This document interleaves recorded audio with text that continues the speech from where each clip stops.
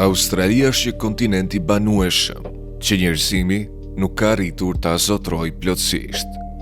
Rreth 95% e këtij territori të madh mbetet praktikisht bosh.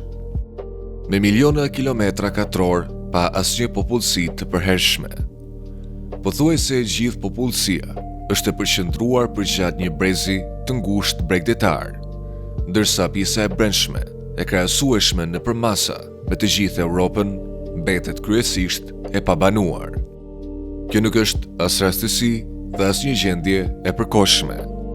Thellë brenda kontinentit ndodhen qytete të braktisura, gardhe të pafundme dhe kushte mjedisore që e bën jetën e qëndrueshme njerëzore jashtëzakonisht të vështirë.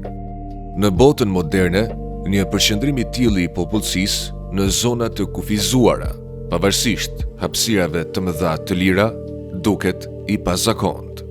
Udhëtimi nga Adelaide në Darwin përmes zemrës së kontinentit zbulon arsyet kryesore.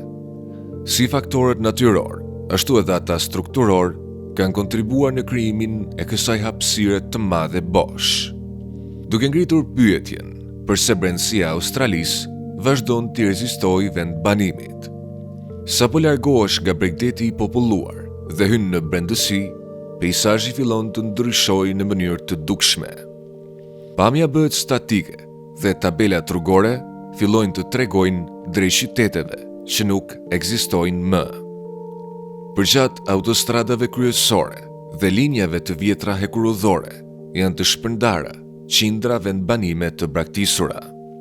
Dikur, këto ishin komunitete të gjalla, ku njerëzit ndërtuan stacione prej guri, hapën bare dhe besonin se po krijonin një të ardhme. Sot kanë mbetur vetëm rënoja, çati të shembura, automjete të ndryshkura dhe struktura të mbuluara pjesërisht nga rëra e kuqe. Heshtja në këto zona është e thellë, e ndërprer vetëm nga zhurma e erës mbi fletët metalike. Vende si vendbanimi i braktisur Farina tregojnë sa shpejt ambicia njerëzore mund të mposhtet nga forcat e natyrës.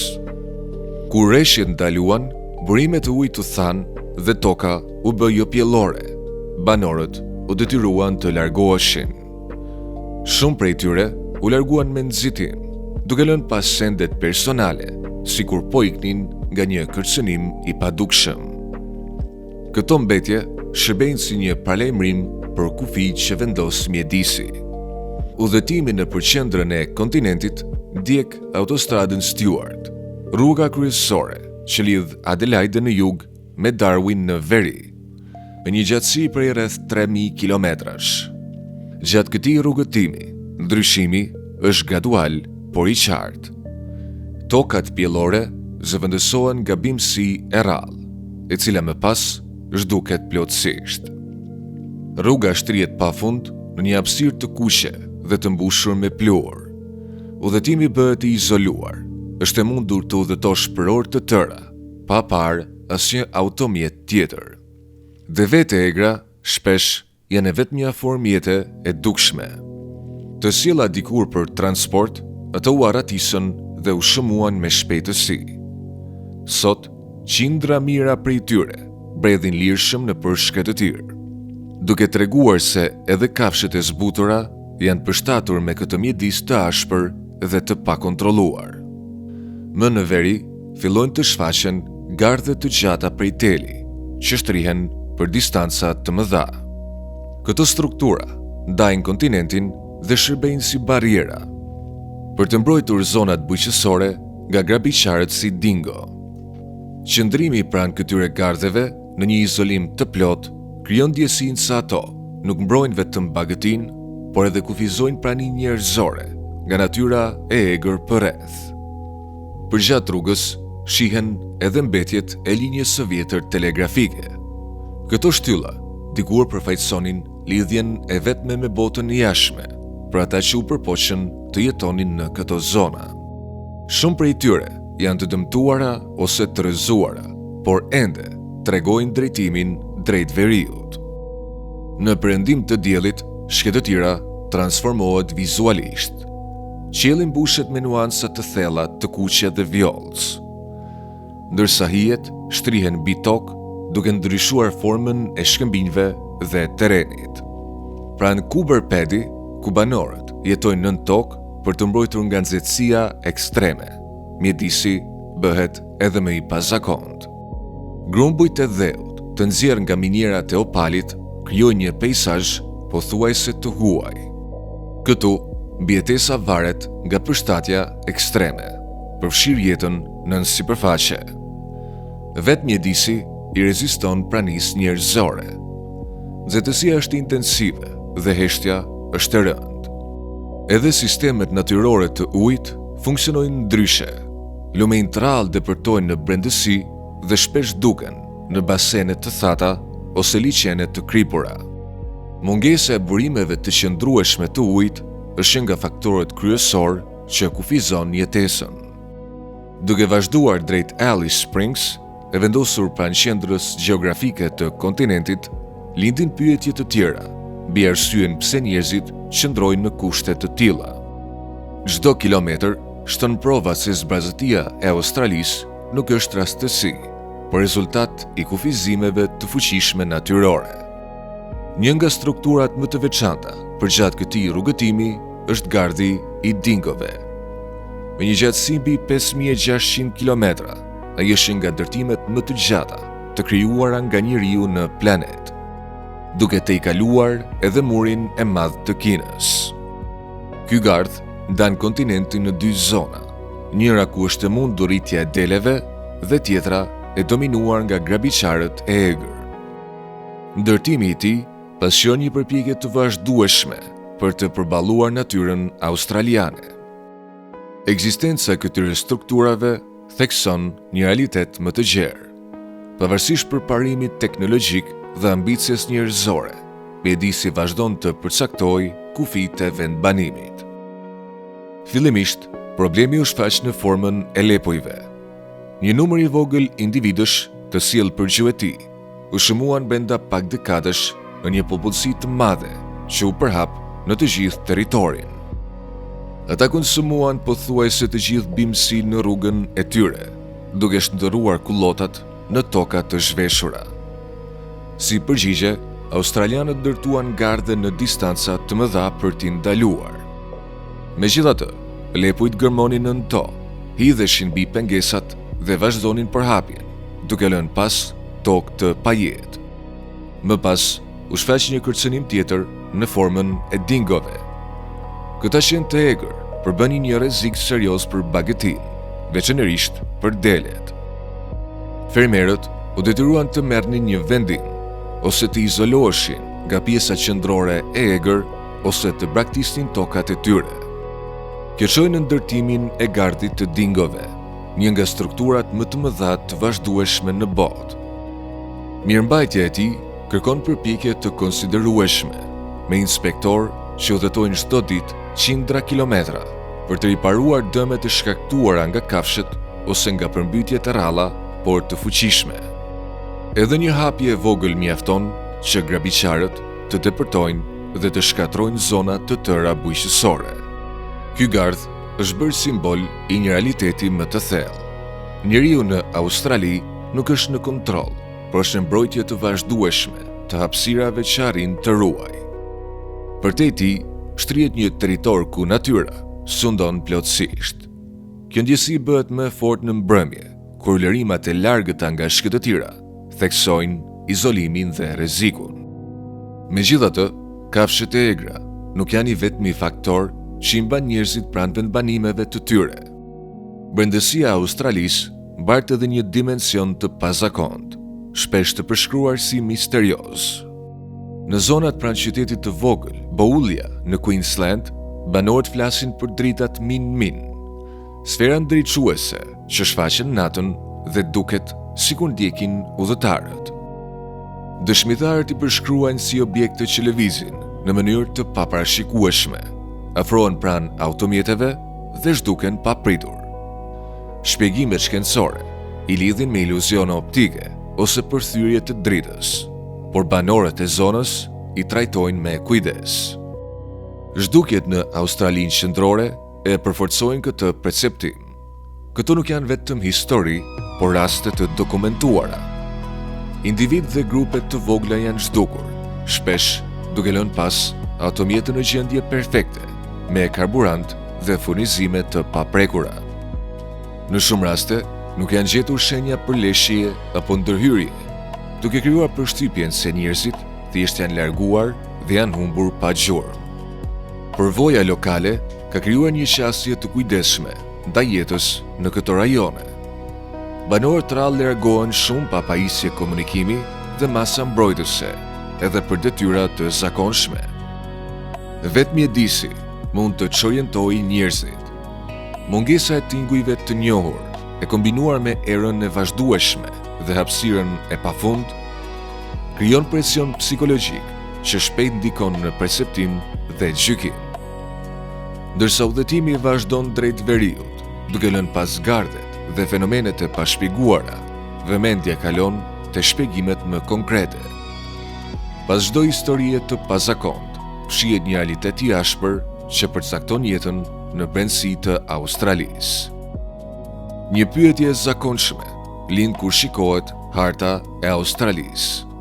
Nëse kontinenti përmban pasuri të mëdha minerare ari, mineral hekuri, diamante dhe opale të ralla, përse nuk janë ndërtuar qytete të mëdha në brendësi? Përgjigjja bëhet i qartë sapo hyn në këto zona. Gjetja e burimeve është vetëm një pjesë e sfidës. Nxjerrja dhe transportimi i tyre është shumë më i vështirë. Operacionet minerare në zona kaq të izoluara përballen me vështirësi ekstreme logjistike. Shpesh mungojnë burime bazë si uji apo druri. Çdo pajisje, çdo furnizim dhe madje edhe ushqimi duhet të transportohen në distanca të mëdha me mjetet të rënda.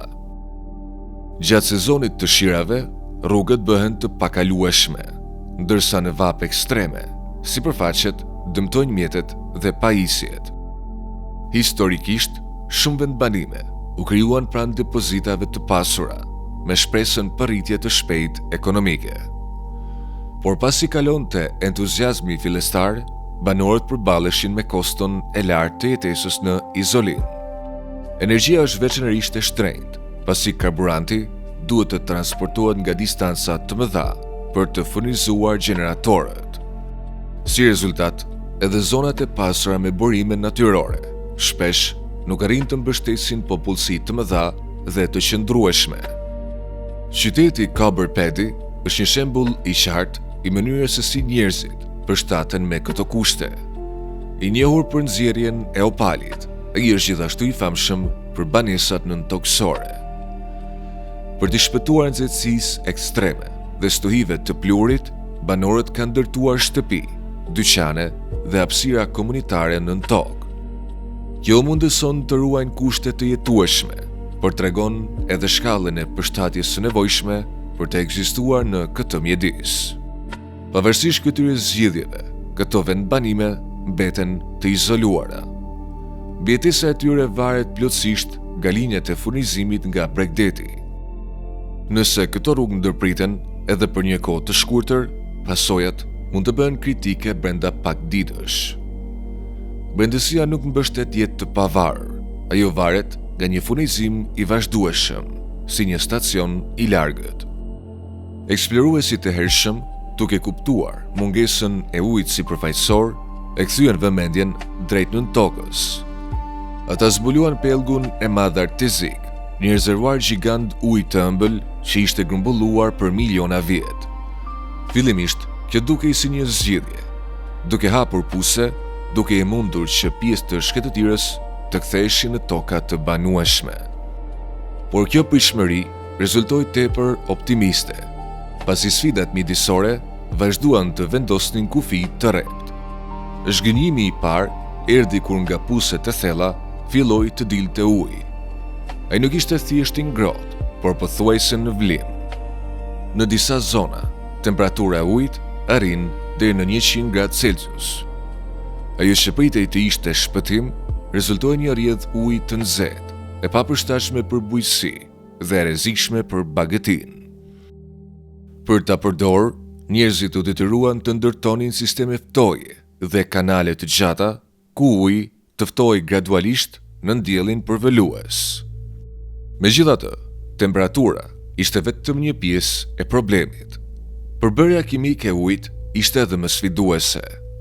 I ruajtur për miliona vjet në shtresat shkëmbore, e i përmban sasi të mëdha kriprash dhe mineralesh. Si rezultat, nuk është i përshtatshëm për konsum njerëzor dhe ka shije dhe erë të veçantë. Për shëmbim është toksik. Përdorimi i vazhdueshëm për rritje çon në kripëzimin e tokës, duke krijuar një shtresë të bardhë ku asgjë nuk rritet. Në praktik, ky ujë mund të përdoret vetëm për disa lloje bagëtish dhe në sasi të kufizuara. Për më tepër, këto rezerva nuk janë të pafundme.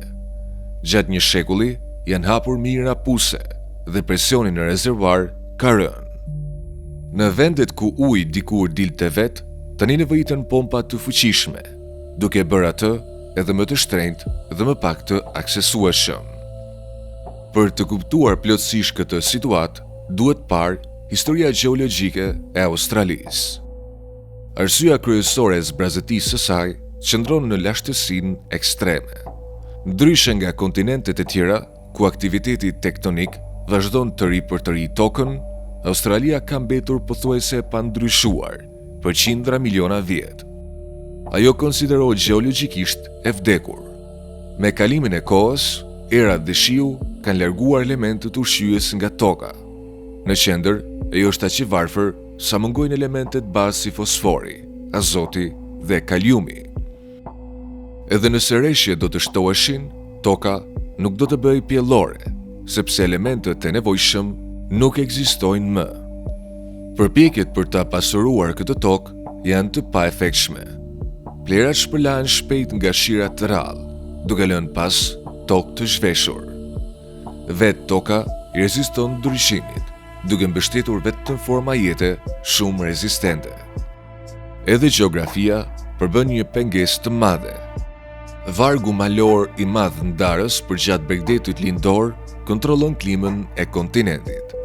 Ajri i lagësht nga oqeani paqësor ngrihet, ftohet dhe bie si shi në Bregdet. Kjo është arsyeja pse qytetet lindore janë të gjelbra, por pasi kalon malet, ajri bëhet i thatë dhe i nxehtë. Ky fenomen krijon efektin e hijes së shiut, duke lënë brendësinë me reshje minimale. Avëllimi është deri në 10 herë më i madh se reshjet. Lumenjt shpesh zhduken në liqene të kripura, pa arritur në det. Një faktor tjetër është cikli klimatik El Niño, i cili e bën klimën shumë të paparashikueshme. Thatësirat mund të zgjasin për vite, duke shkatruar bujqësinë dhe më pas zëvendësohen nga përmbytje të papritura, që nuk sjellin përfitime afatgjata. Kjo paqëndrueshmëri e bën planifikimin afatgjat pothuajse të pamundur. Asnjë ekonomi moderne nuk mund të funksionojë në kushte të tilla. Edhe ata që jetojnë në këto zona përballen me rrezik të vazhdueshëm. Zbrazëtia e Australisë nuk është thjesht mungesë njerëzish. Ajo është rezultat i një sistemi natyror kompleks që kufizon zhvillimin. Toka e lashtë, klima dhe ciklet natyrore krijojnë kushte ku prania njerëzore mbetet e brisht. Pas analizimit të qyteteve të braktisura, strukturave mbrojtëse dhe përshtatjeve ekstreme, bëhet e qartë se brendësia e Australisë mbetet e pabanuar, jo sepse është injoruar, por sepse natyra vendos kufi të fortë dhe të qëndrueshëm. Është një territor ku aktiviteti njerëzor është i mundur vetëm në kushte të kufizuara dhe ku mjedisi vazhdon të dominojë. Është në ngushtin 1965. Ky është Lee Kuan Yew. Ai sapo ka mësuar se Singapuri, territori i tij, është përjashtuar nga Malezia. Tani, ai duhet t'ua jap këtë lajm qytetarëve të tij, drejt për drejt në televizionin kombëtar. Por ai nuk mund të vazhdojë. Zëri i tij thyhet, ai ndalon dhe fillon të qaj. Përse ndodhi kjo? Sepse Kuala Lumpuri, kryeqyteti i Malezisë me shumicë malajeze, ka frikë nga Singapuri. Frikë sepse është një ishull me shumicë kineze. Frikë sepse një ditë porti i tij mund të shkëlqejë më shumë se i Malezisë. Kështu, Malezia përjashton Singaporin për arsye komoditeti politik. Për Lin, kjo është shkatruese. Gjysma e ujit të Singaporit vjen nga Malezia. 90% e ushqimit importohet përmes urës lidhëse. Pa Malezin, Singapori është i përfunduar. Një copë toke pa bujqësi, pa naftë, pa minerale, pa industri. Në atë kohë, Singapori është thjesht një port i mbipopulluar, i mbushur me lagje të varfra. 75% e familjeve jetojnë në baraka ose kasole pa tualete apo ujë të rrjedhshëm. Familjet gatuajnë mbi qymyr, ndajnë çezma publike të pista dhe rreshtohen për tualete publike. Më shumë se gjysma e popullsisë nuk di të lexojë. Trazirat etnike mes malajzëve dhe kinezëve shpërthejnë në rrugë, duke lënë trupa në kanale. Ky është vendi që Li duhet të udhëheqë, një vend që duket më pak si një shtet dhe më shumë si një shtet i dështuar në pritje të shembjes. E megjithatë, pa e ditur ai, këto lot nuk janë fundi. Ato janë fillimi i një prej rikthimeve më të mëdha në histori, sepse njeriu që qante në televizion atë ditë refuzoi të dorëzohej. Nga ky port i parëndësishëm, Lee Kuan Yew fillon të luftojë korrupsionin. Të zhvendos të varfrit nga lagjet e varfra në banesa dhe të hap ishullin ndaj investimeve të huaja. Ai krijon një burokraci aq të rrept saqë edhe përshtyrja në tokë apo përtypja e çamçakëzit mund ta çonte një qytetar pas hekurave. Përmes disiplinës së hekurt dhe rendit të pamëshirshëm, ai farkëton një nga kombet më të pasura në tokë, aq të pasur dhe aq mirë të qeverisur sa bëhet një model shkollor se si ndërtohet një shtet. Ai ndërton një qytet më të pasur jo vetëm se Kuala Lumpuri, por edhe se vetë Malezia, më të pastër se Londra, më të sigurt se New Yorku. Në kulmin e tij, Lee Kuan Yew është aq i respektuar nga bota, aq edhe i guximshëm, sa guxon të gjobisë Shtetet e Bashkuara për spionim ndaj tij, dhe më e bukur është sa Amerika paguan.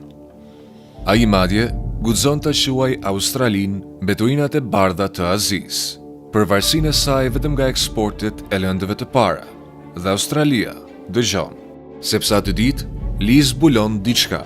Singapori mund të mos ketë burime, por njerëzit e tij janë burimi i tij. Ky është Lee Kuan Yew, njeriu që bëri Singaporin. Për 6 javë pas fjalimit të tij në televizionin kombëtar, Lee Kuan Yew zhduket. Ai mbyllet në Changi Cottage. Ai nuk mund të hante dhe as të flinte. Mjekët i japin qetësues. Vetë parlamenti mbetet pezull, pa ditur çfarë të bëjë. Por edhe në dëshpërim, ai shkruan kryeministrit britanik Harold Wilson: "Mos u shqetësoni për Singaporin. Kolegu im dhe unë jemi të shëndosh mendërisht. Jemi njerëz racional edhe në momentet tona të dëshpërimit. Ne do të peshojmë të gjitha pasojat e mundshme para se të ndërmarrim ndonjë veprim." Pas 6 javësh rikuperimi, ky është shau politik me të cilin Lee duhet të përballet. Një port i vogël, pa ushtri, pa ushqim, pa burime natyrore, i rrethuar nga fqinj shumë më të mëdhenj dhe potencialisht armiqësor. Diplomacia vjen në para. Bota duhet ta njohë Singaporin përpara se ai të zhduket. Brenda një muaji, Lee e shtyn vendin e tij drejt Kombeve të Bashkuara dhe fiton pranimin. Por rajoni përreth Singaporit është i rrezikshëm. Në mars 1965, 2 marinca indonezian bombardojnë ndërtesën McDonald House në Singapur, duke vrarë 3 civil dhe duke plagosur 33 të tjerë. Sulmi është pjesë e konfrontasit, fushata e dhunshme e presidentit Sukarno kundër Federatës së Re të Malezisë, pjesës së cilës Singapuri kishte qenë përkohësisht. Singapuri ka bombarduesit, i gjykon në gjykat dhe i dënon me vdekje. Në Singapur, ata janë terroristë, por në Indonezi, ata janë ushtarë që kanë zbatuar urdhra, heronj. Ekzekutimi i tyre ndez zemërimin nacionalist në Jakartë, ku studentët sulmojnë ambasadën e Singaporit. Kështu Lee, i dëshpëruar për të stabilizuar marrëdhëniet me gigantin indonezian, fluturon personalisht drejt Jakartës. Te varret e 2 marincave, ai përkulet dhe shpërndan lule. Ai nuk është aty për të kërkuar falje. Është poshtruese, por e domosdoshme. Singapori ka nevojë për Indonezinë si partnere, jo si armike. Deri në vitin 1967, Lee fuqizon marrëdhëniet me Malajzinë, Indonezinë, Tajlandën dhe Filipinet. Singapuri nuk është më i vetëm, tani bashkëpunon me fqinjet e tij. Nga ana ushtarake, ishulli është pa trupa. Britanikët po largohen. Indonezia dhe Malajzia mund të bëhen sërish armiq një ditë. Prandaj, në vitin 1967, Lee krijon shërbimin kombëtar. Çdo i ri mashkull duhet të shërbejë. Për trajnim, ai drejtohet fshehurazi Izraelit, një vend i vogël si i tij, të cilin e admironte, sepse kishte mposhtur fqinjet arab shumë të mëdhenj me një ushtri më të vogël, por të disiplinuar. Këshilltarët Izraelit ndërtojnë doktrinën e forcave të armatosura të reja të Singaporit. Deri në vitin 1971, 16.000 burra qëndrojnë gati. Rregulli i Lee është i prerë. Nëse nuk mund të mbrosh veten, askush tjetër nuk do ta bëjë. Tani që Singapori njihet nga bota, ka lidhje me fqinjet dhe është në gjendje të mbrohet, Lee kthen vëmendjen nga brenda. Dhe kërcënimi më i madh këtu nuk është vetëm varfëria, është raca, kinez, malajz, indian. Këto grupe shpesh përplasen dhunshëm. Lee shpall se të gjitha racat janë të barabarta, por shteti do të vendos kufijt. Ai shpall 4 gjuhë zyrtare: kinezishten, malajishten, tamilishten dhe anglishten. Çdo fëmijë mund të mësojë gjuhën e nënës, por duhet gjithashtu të mësojë anglishten, gjuhën e përbashkët që do t'i bashkojë. Edhe feja kontrollohet rreptësisht. Çdo përpjekje për të përhapur besimin në mënyra që mund të shkaktojnë përçarje ndalohet.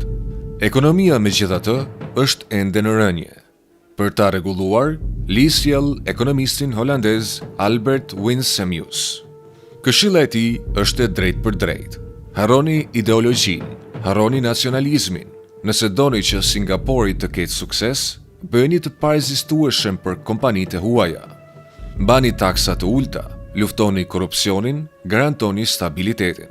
Pastroni ishullin nga maja në fund, pa mbeturina, pa trazira, pa lagje të varfra. Ndërtoni fabrika, trajnoni punëtorët tuaj. Nëse e bëni këtë, kompanitë shumë kombëshe do të vinë. Lee dëgjon. Me hyrjen e kapitalit të huaj, fabrikat ngrihen. Gjigant amerikan dhe japonez mbërrin: Texas Instruments, Hewlett Packard, General Electric. Kantieret detare që britanikët kishin braktisur kthehen në baza ndërtimi anijesh. Lee kanalizon burime për të krijuar Singapore Airlines dhe Neptune Orient Lines. Sistemi arsimor riorientohet menjëherë për të prodhuar inxhinier, teknik dhe punëtor që mund të shërbejnë këtyre kompanive. Me të ardhurat nga këto investime, Lee transformon jetën e përditshme. 3/4 e singaporianëve ende jetojnë në lagje të varfra dhe kasolle. Prandaj, ai fuqizon maksimalisht bordin e zhvillimit të banesave, stërhimin publik kombëtar. Qindra mijëra njerëz zhvendosen çdo vit në apartamente betoni, me ujë të rrjedhshëm dhe energji elektrike, duke i dhënë çdo familje një interes të drejtë për drejtë në fatin e kombit. Për ta financuar këtë, ai detyron punëtorët të depozitojnë rreth 20% të pagës së tyre në CPF, Fondin Qendror të Providencës. Në letër, kjo është për pensionin e tyre. Në realitet, ai shndërrohet në një rezervar gjigant kapitali kombëtar, që përdoret për ndërtimin e banesave, financimin e infrastrukturës dhe mbështetjen e investimeve. Por vini re këtë, ai nuk i devijon kurrë këto para në ndihma sociale. Nuk ka subvencione. Çdo qytetar duhet të qëndrojë në këmbët e veta. Për të pasur një aparat efikas që mund t'i menaxhojë të gjitha këto, Lee dyfishon pagat e ministrave dhe nënpunësve civil për të rritur përkushtimin e tyre. Pastaj lëshon byron e hetimit të praktikave korruptive. Kushdo që kapet duke marrë rishfet, shkon në burg. Kur vetë ministri i zhvillimit kombëtar, Ted Cheng-wan, kapet duke marrë $1 milion rishfet nga 2 kompani private, byroja e hetimit të praktikave vepron menjëherë. Para se të dalë në gjyq, tegëlltit pilula dhe vret veten. Reagimi i Lee është i ftohtë. Ai ka gabuar, ka marrë rishfet, nuk mund ta shpëtojë. Askush nuk është mbi ligjin. Edhe një ministër i rëndësishëm si ai është i zëvendësueshëm, sepse nëse pranojmë një përjashtim, atëherë të gjithë do ta bëjnë. Më në fund, Lee nis fushatën qyteti kopësht. Ai urdhëron mbjelljen e pemëve përgjatë autostradave, pastrimin e lumenjve nga ujërat e zeza dhe krijimin e parqeve në qytet. Pastërtia dhe gjelbërimi kthehen në propagandë, një sinjal për botën se Singapori nuk është më një lagje e varfër. Në fillim të viteve 1970, brenda vetëm pak vitesh, Singapori ka një flamur, një ushtri, një ekonomi dhe një makineri propagande që përsërit një mesazh të vetëm: Singapori po ngrihet. Në vitet 1970, Lee Kuan Yew kalon në fazën e zgjerimit.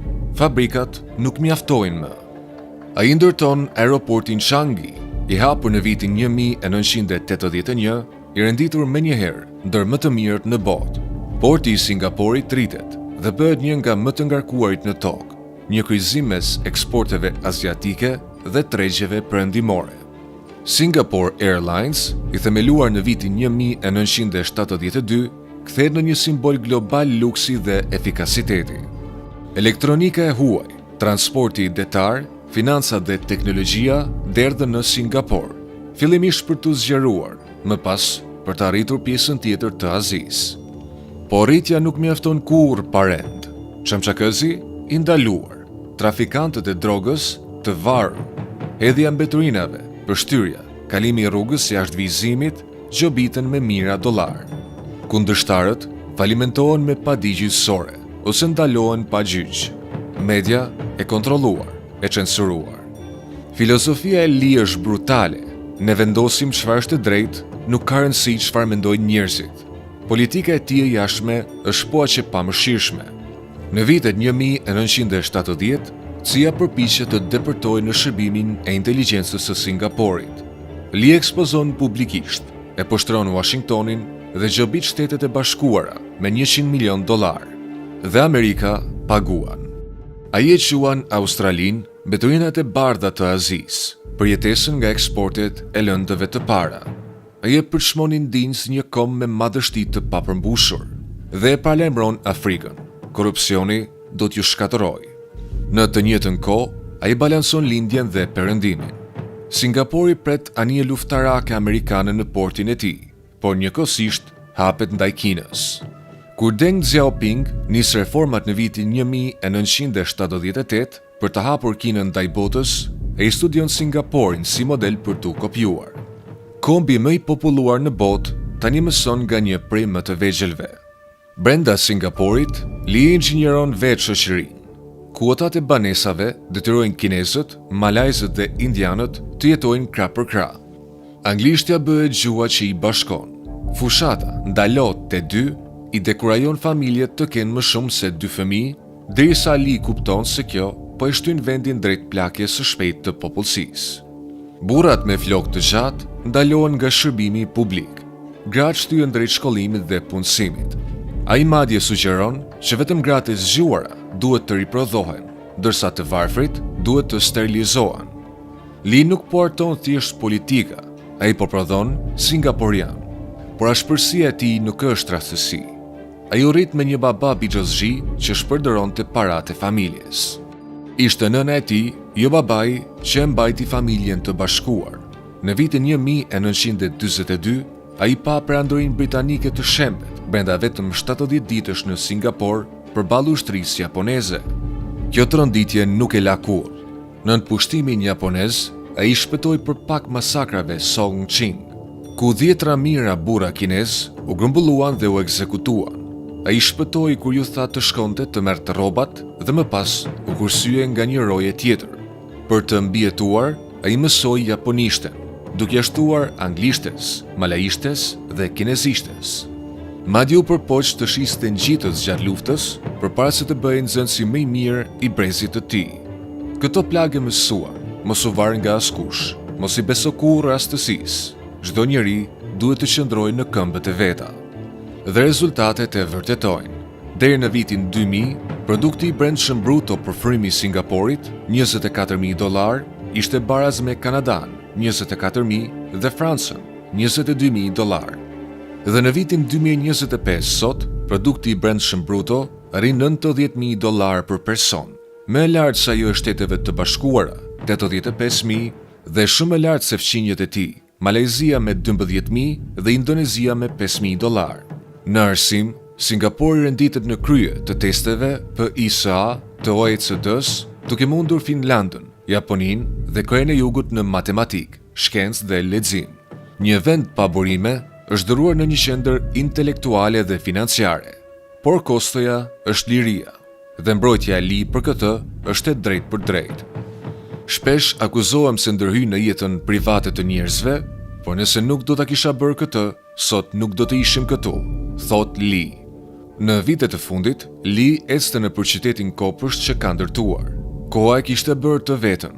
Në vitin 2010, shëndeti i tij përkeqësohet dhe në mars 2015 ai vdes në moshën 91 vjeçare.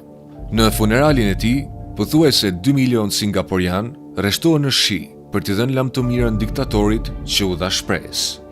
Ky është Lee Kuan Yew, njeriu që e bëri Singaporin.